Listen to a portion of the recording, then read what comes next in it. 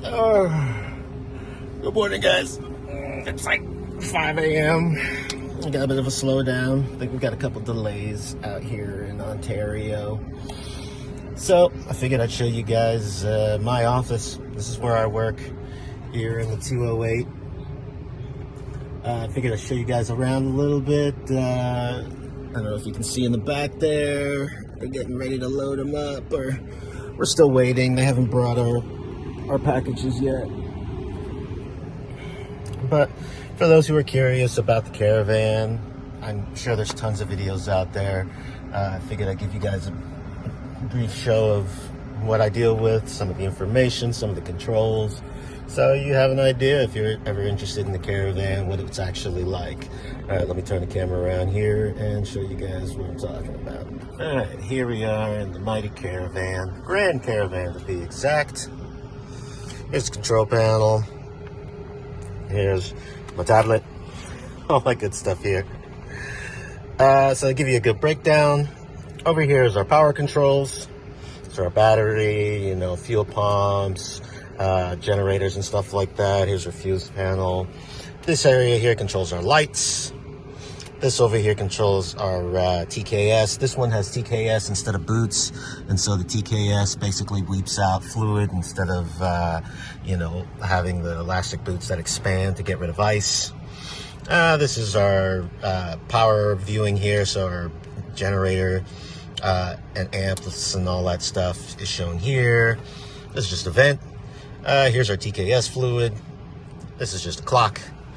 This plane uses the G600, and we've got standby instruments underneath there. On this side, we've got our internal lights.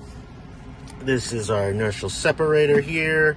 And, inertial separator is here is help to bypass the intake in case we get like a lot of water, ice, and things like that to make sure it doesn't get into the turbine itself. Over here is our power control levers. So we've got our manual override, our power control lever, we've got our prop, we've got our condition lever, and we've got our flaps here, and obviously our trim. Down here we've got our fuel cutoff, we've got aileron trim, rudder trim. This is cabin cutoff, mic. We've got our internal heat here. This one uses the old Bendix King 150. We've got some that have the newer ones. We use a 530 and a 430 for navigation. This is a GMX 200. This is where I'm going to get like my weather radar, terrain, and stuff like that. Basic comp panel. This one has two